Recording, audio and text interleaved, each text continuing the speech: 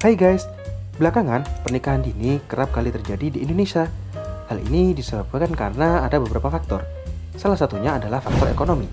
Tapi asal kalian tahu nih guys, pernikahan dini rentan menyebabkan seseorang terkena kanker serviks loh.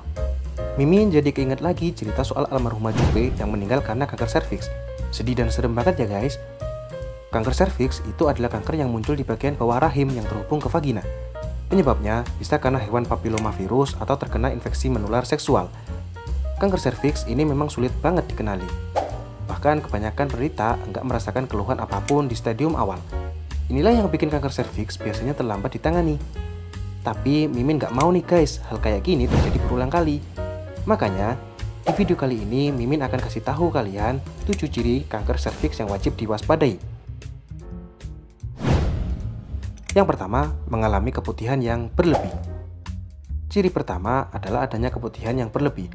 Lendir keputihan biasanya akan berubah warna, muncul aroma tidak sedap, dan terjadi perubahan tekstur cairan vagina. Yang kedua, menstruasi yang berkepanjangan. Gejala berikutnya adalah siklus menstruasi yang lebih panjang dibandingkan dengan orang kebanyakan. Normalnya, wanita akan menstruasi 4-7 hari. Tapi kalau menstruasi mencapai 2 minggu atau mengalami 2 kali menstruasi dalam sebulan, bisa jadi itu merupakan tanda kanker serviks. Yang ketiga, rasa nyeri saat berhubungan intim. Nyeri panggul saat berhubungan intim bisa jadi salah satu gejala kanker serviks stadium lanjut. Rasa nyeri ini pastinya akan membuat tidak nyaman saat sedang berhubungan. Namun, nyeri berhubungan intim ini juga bisa jadi salah satu tanda penyakit lain, seperti endometriosis atau fibroid. Yang keempat, pendarahan vagina.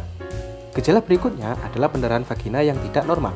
Pendarahan ini dapat terjadi lebih banyak ataupun lebih sedikit dari menstruasi biasanya. Dapat terjadi di antara periode menstruasi atau bahkan pada wanita yang sudah menopause. Yang kelima, frekuensi buang air kecil meningkat.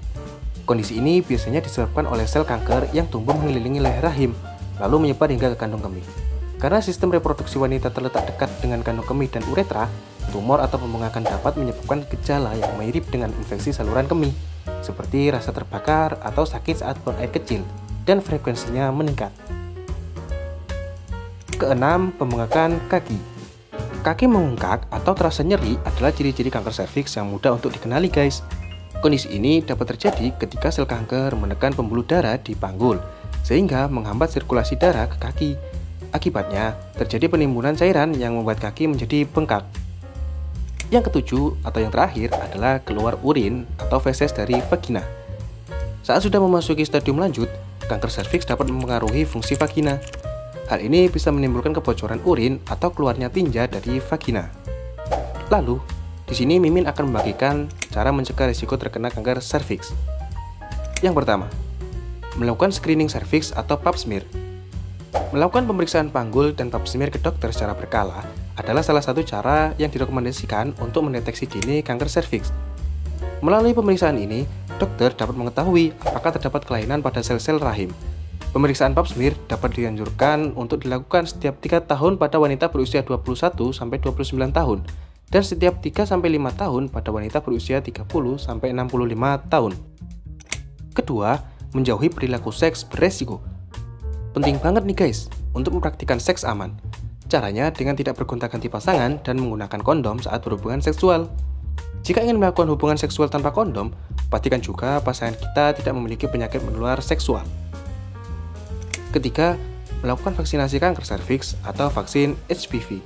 Vaksin bisa diberikan kepada anak perempuan sejak usia 10-13 tahun dengan dosis pemberian ulang hingga 3 kali dalam kurun waktu 6 bulan. Jika belum pernah mendapatkan vaksin HPV di usia anak-anak atau remaja, maka pemberian vaksin HPV bisa dilakukan pada usia dewasa, sesuai dengan pertimbangan dokter. Keempat dan yang terakhir adalah tidak merokok.